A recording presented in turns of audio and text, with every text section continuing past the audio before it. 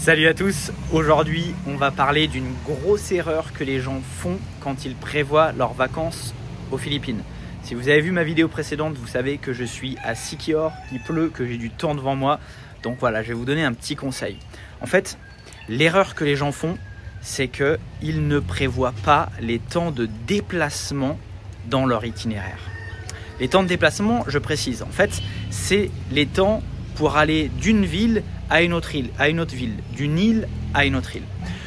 Je vous donne un exemple aujourd'hui. En fait, ce qu'il faut savoir, c'est que pour se déplacer d'île en île, eh bien, aux Philippines, ça prend du temps. Généralement, plusieurs moyens de locomotion sont impliqués. Il faut prendre un tricycle, une voiture, parfois un bateau, puis un avion. Et donc, en fait, vous passez au minimum une demi-journée dans les transports pour vous déplacer de point en point, surtout quand vous faites d'une île à une île. Okay, je vous donne un exemple. Donc, je suis parti de Manille pour aller à Siquijor. Je suis parti de chez moi à 6 h du matin. Je suis arrivé à l'aéroport à 6 h 30, donc 30 minutes, ça va. Mon avion était à 8 h 15. Je suis arrivé à l'aéroport de Dumaguete à 10 h. L'avion était un petit peu en retard, mais rien de fou. Okay. Ensuite, à 10 h, j'ai dû prendre mes affaires à l'aéroport. J'ai dû aller au port. Le prochain bateau disponible était à 12 h 30. Bon, déjà, vous voyez, ça commence à faire. Donc là, j'en ai profité pour prendre un petit lunch tranquille, prendre déjeuner, voilà. 12 h 30, je prends le bateau. Le bateau part avec 30 minutes de retard. J'arrive à Siquijor à quasiment 14 h.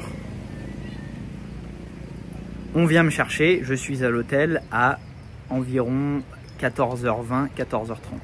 Donc vous voyez, je suis parti de chez moi à 6 h du matin, 6 h 10 et j'arrive à 14 h 30.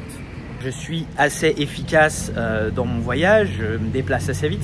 Donc j'ai pris plus d'une demi-journée pour aller de Manille à Siquijor. Alors Siquijor, c'est un peu complexe parce qu'il n'y a pas d'aéroport direct, il faut prendre un bateau, donc ça prend plus de temps.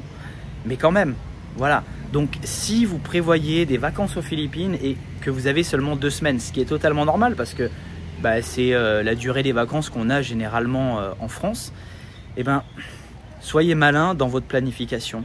Essayez de rester sur les mêmes îles, sur les mêmes zones. Par exemple, si vous décidez de visiter Bohol, eh ben, visitez le sud de Cebu, Bohol, Siquijor, Dumaguete pour éviter en fait de prendre l'avion.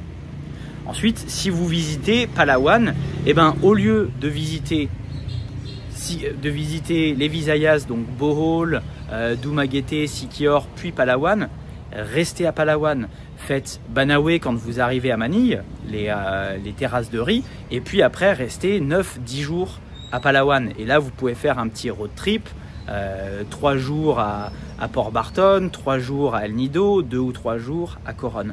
Mais c'est vraiment le conseil que je vais à vous donner, c'est sélectionner des zones, rester dans ces zones, et éviter les transports en avion, parce que là, je ne vous ai pas dit, mais parfois les avions ont 2, 3, 4 heures de retard, parfois la veille, ils sont déplacés à 8 heures ou 10 heures plus tard.